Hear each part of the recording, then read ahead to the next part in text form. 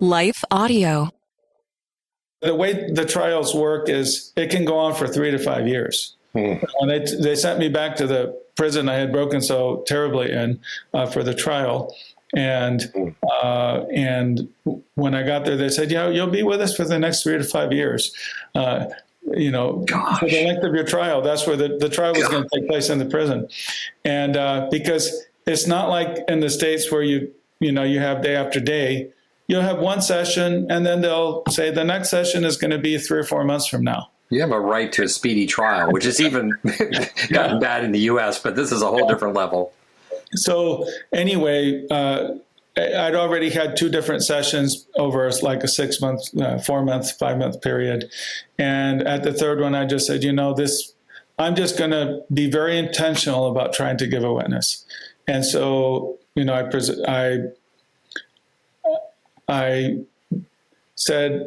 explained that I needed to forgive everyone who had been a false witness against me. And the reason is because I have been forgiven for my sins. It was a chance to present the gospel. And so I did that. And then I forgave by name those who were false witnesses against me. I couldn't forgive by name the government officials who were really doing it because they'd opened a new court case against me.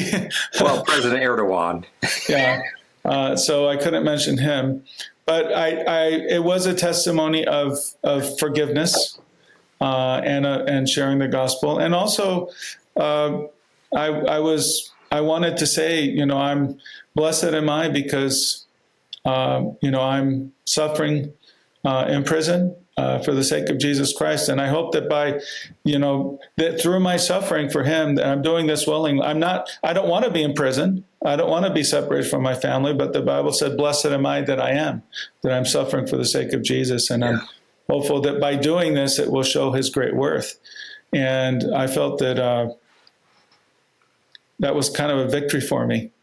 I think the difference between the first and the second year is in the first year, it took me a lot longer to get there, and then a lot longer to start over again once I crashed. And in my second year, it became a daily discipline. And so an example is I was allowed to have a Bible eventually, and I was reading in Philippians, and Paul says, everyone is looking out for their own interests, not the interests of Jesus Christ. And when I read that, I started to cry. I thought, wait, this is describing me, because I'm driven by one interest that's just dominating everything about me, which is I want to be with my family. And I think I may end up alone for a long period of time and end up dying in a Turkish prison and never see them again. And so that's really what I care about, what's driving me. And I thought, what about the interests of Jesus? What if His interests are best served by my being in prison? Am I willing to serve His interests? And so that became an almost daily.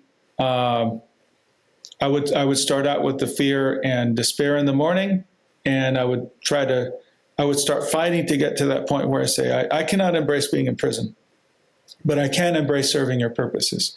And if your purposes are going to be best served by my staying here, then I'm willing. I'm willing to stay. Yes. But then give me strength to endure because I don't have that. The difficulty, and so many people turn away from God, because how could you allow this to happen? How could you allow so much pain? Why haven't you intervened? And so I think it's even more of a challenge for us as believers, because God says that we're supposed to think of Him as our loving Father, And I said to him, I want to treat my son this way.